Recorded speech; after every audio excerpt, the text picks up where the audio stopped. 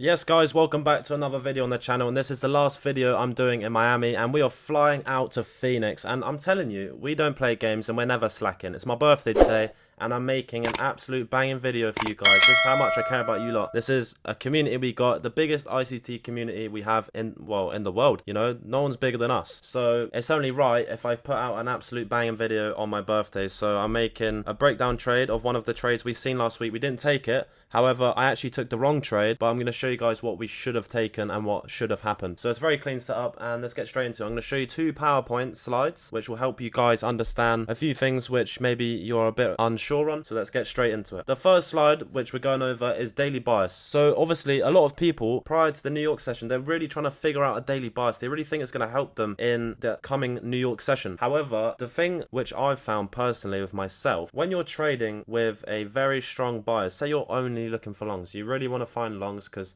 the higher time frame's bullish. Okay, I get that, I understand. But if coming up to the macro time, say the first day of macro, and there's a very clean short setup, because you're so caught up looking for longs, your mind is automatically going to fade out any short setups and still be only looking for longs. Okay, maybe you don't take a long, however at the same time you're going to miss that short.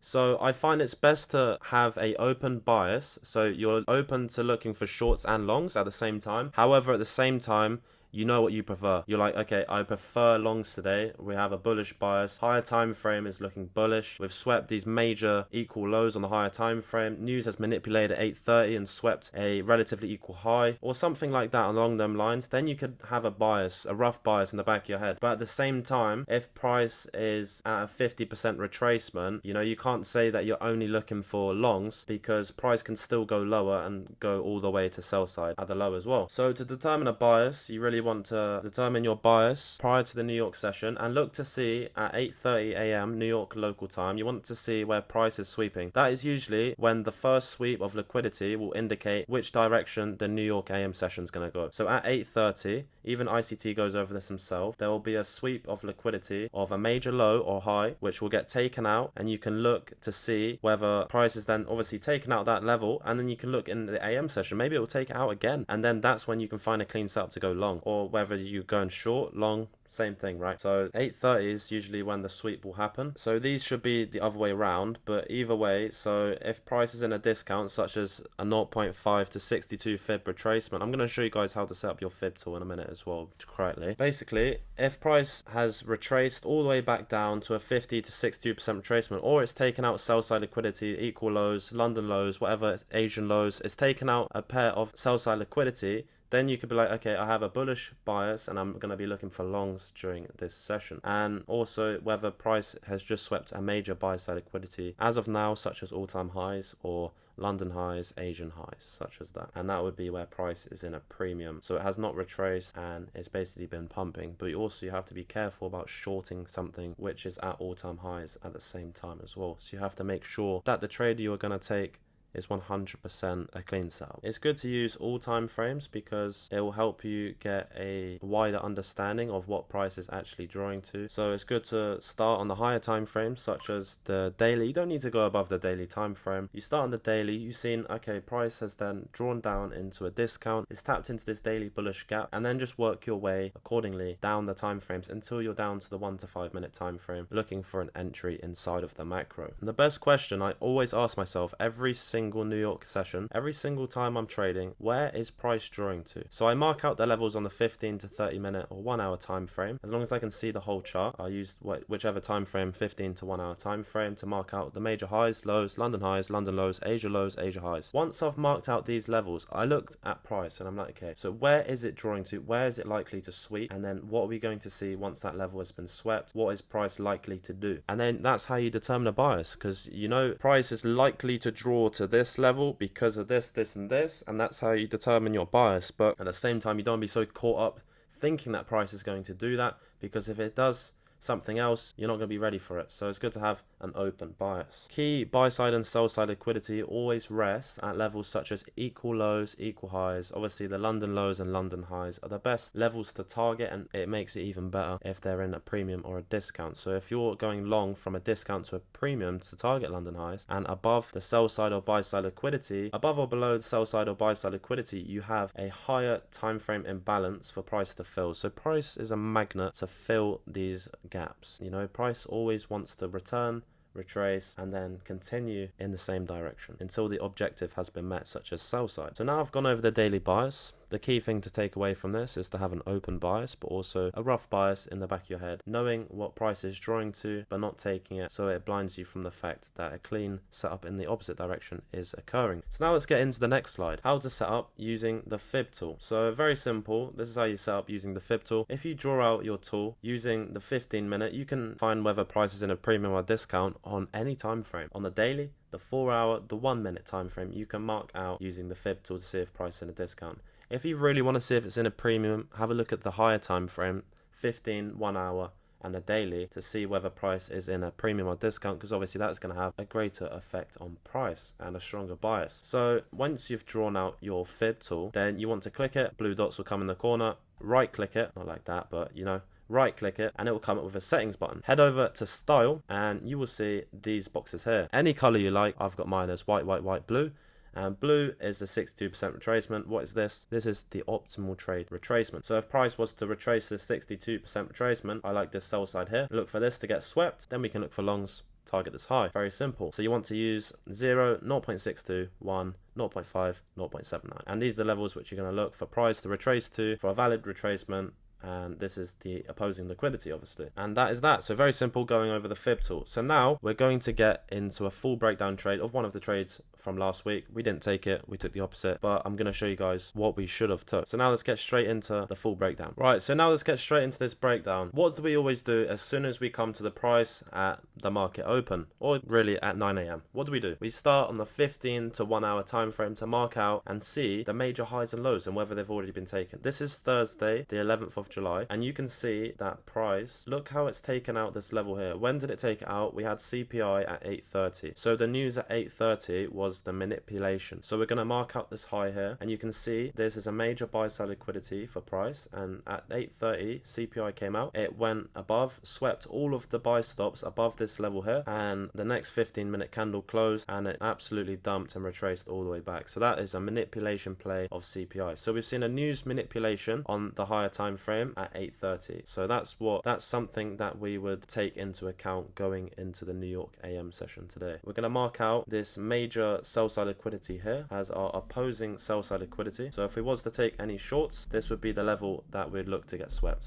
and target. Guys, one thing I must mention, I know it's not that important to the video, but it's important to me. We're almost at 4,000 subscribers. That is insane. We're like 50 subscribers off, so just smash that subscribe button and hit the like button so more people can see this video, because it is actually insane. In the matter of about 2 months, we've gone from 0 to 4,000 subscribers. So that just shows the amount of value which I'm putting out on this channel is helping so many people. And you can see, just have a look at the comments and you can see how many people are loving the videos. Obviously, like, no one's doing videos like this on YouTube, only a couple of people are. So drop into the lower time frame, you can see on the 5-minute time frame what does price look like it's about to do. So you can see that we had the news manipulation at 8:30, and we have this lower time frame high which has then been taken out. This is displacement lower. So let's just neatly mark this out quickly just so we know what price is actually doing. So I'm going to mark this out as a unicorn setup on the higher time frame. So this is on the 5-minute time frame. I call it higher time frame, it's lower time frame really. So this is a unicorn setup, and you see that price is displaced below this previous low. So that's our displacement level here.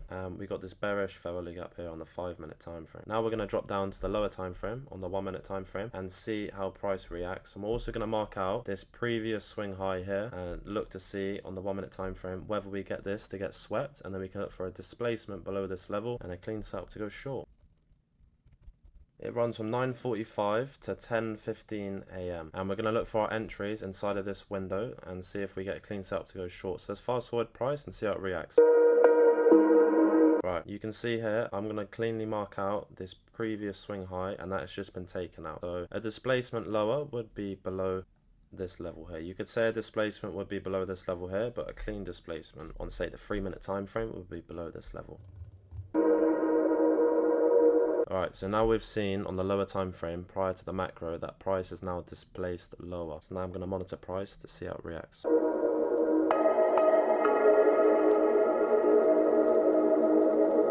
Alright, Alright, so once again, we've just taken out, so prior to the macro, we had this bearish gap, but I'm not going to take it because it's not inside of the macro. And then we just taken out this previous high, and we've just tapped into a 4-minute bearish gap. So you can see here, price came up, tapped into this 4-minute bearish gap very cleanly, and it's algorithmically rejected it as well at the same time. So now we're going to look for another displacement below this level here, because this displacement and gap and setup here is not valid anymore. So now you can see we've swept this previous short-term high on the lower time frame, tapped into a higher time frame bearish gap, and we have a 5-minute bearish unicorn setup as well, and we had news manipulation. So everything's playing into hand now. So let's see if we get displacement lower below this level inside of the macro, along with a bearish gap for our entry.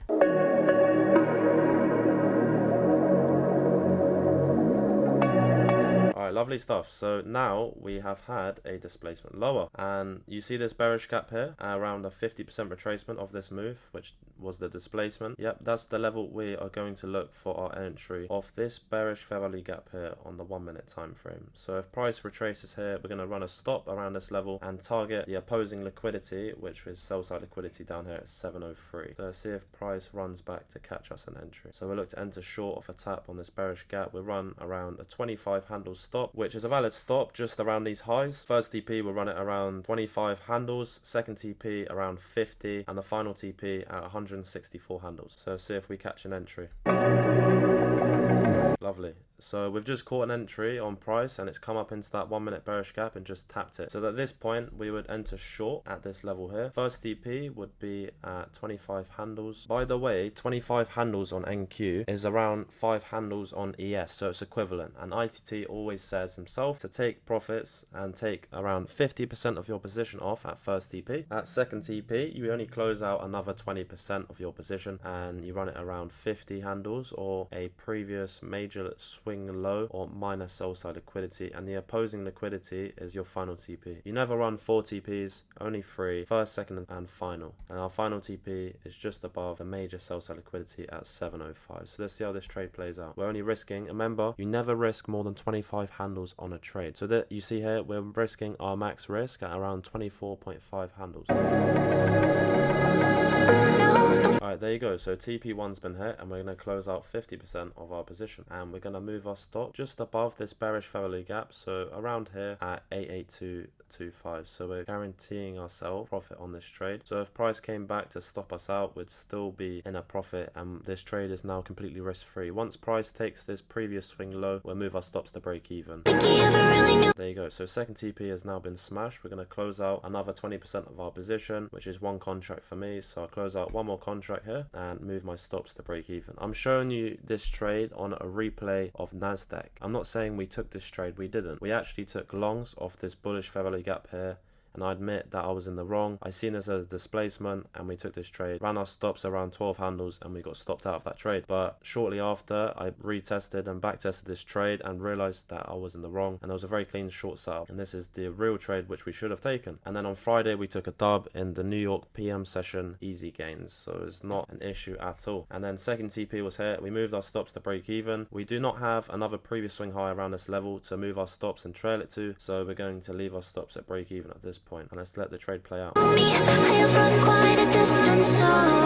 And there you go. So final TP has now been hit, and we secured 164 handles on this trade. It is absolutely insane trade. It went all the way to final TP, and you can see how many green candles on the lower time frame do you see. How algorithmic is that trade? So since the entry at 10:03, so 3 minutes past 10 a.m, how many green candles do you see along the way to final TP? Is that even a green candle? 1 green candle out of all red candles all the way to final TP, and there you go. So the opposing liquidity, sell side liquidity, has been met. So the objective has been met, and there you go, final TP. So that's the full breakdown trade of the trade, which we didn't take on Thursday, but very, very clean setup indeed. So it was very nice. And on Friday, we took a short during the PM session, and we secured first TP. It came back to break even and took us out. Around 30 to 40 minutes later, price decided to go to our all the way to final TP, which was 150 handles. But you get what you get, and I can't lie, price action at at the moment is actually getting very, very nice, and it's getting a lot better, and I can see the winter months coming back. It's very nice indeed. Because now we're trading the September contract on NQ,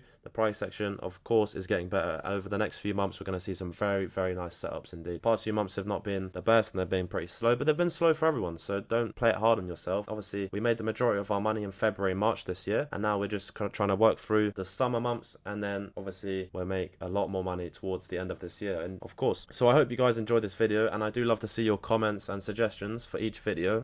Every comment I see, I read every single comment, and I make sure that I reply to as many as I can. I pretty much reply to everyone who comments on the YouTube videos, so if you have any suggestions for the next video which you would like to see, then make sure you put it in the comment section below, and I will make sure it's in the next video for you lot. I hope you have a great rest of your weekend. Do not miss the game tomorrow. We've got 2 games playing tomorrow for football, and I'm actually going to say, like, I'm from the UK, but I already know Spain's going to win because the UK is shit. So that's that. Obviously, Spain's going to win. Just watch the game. I've already predicted the future. You know, if I was placing a trade, I would say Spain's going to win. And then you got Argentina and Colombia, and I was going to place a trade on that. I would say, I don't know, the odds are probably in Argentina's side, so I would say Argentina's going to win that as well. Alright, so guys, enjoy the rest of your weekend. Take time to backtest and don't waste any hours. You never get an hour back, so make sure you are always learning and improving yourself and get into that next level. And I will speak to you guys on Monday inside of our live stream. I'll leave a link in the description for our signals room and our free group, so you can join that too and watch me trade live day in and day out. So I'll see you guys next week. Take care. I just did my dirty, now I gotta change my sheets. She be rubbing on my body, sucking till my knees get weak.